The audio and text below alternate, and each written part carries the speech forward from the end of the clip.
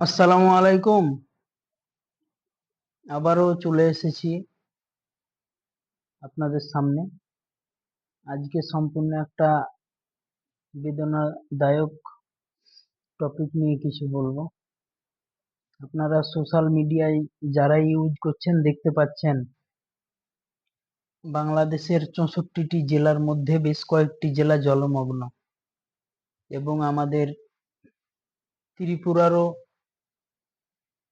কিছু অংশ জলমগ্ন। সেখানকার যে কি অবস্থা বর্তমানে সেটা তারাই বলতে পারে। যারাই বন্যায় বন্যার সম্মুখীন হয়েছে, যারাই আর কি, তারাই জানে যে কিরকম হয় তখন সেখানকার অবস্থা। আমরাও ফেস করেছিলাম 2017 সালে, আমরাও জানি।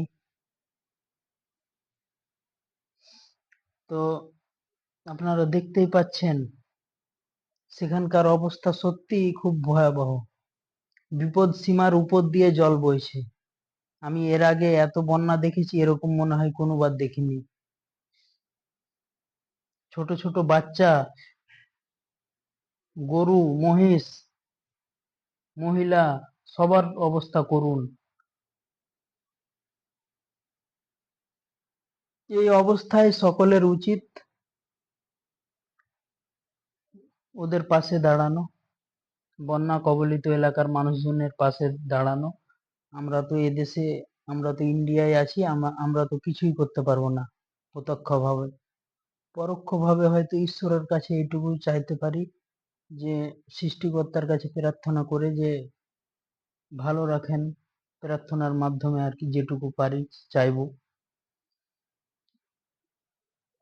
কিন্তু সোশ্যাল মিডিয়ায় দেখছি কিছু মানুষ, ওদের মানে অবস্থাটা, ওদের এরকম করুণ অবস্থা হয়েছে, ওরা ফেস করছে। কিছু মানুষ এত হাসছে, বলছে কিছুদিন আগে তো ওখানে আগুন লেগেছিল, এখন নাকি বন্যার জল গিয়ে শান্তি করে দিল। এই ধরনের ঘটনা কি একটা মানুষের পক্ষে বলা ঠিক? পিঁপড়েও পিঁপড়েকে দেখতে জানে। একটা পিঁপড়ে, একদল পিঁপড়ে যদি বিপদে পড়ে, তো আরো একটা দল মিলে ওদেরকে উদ্ধার করে।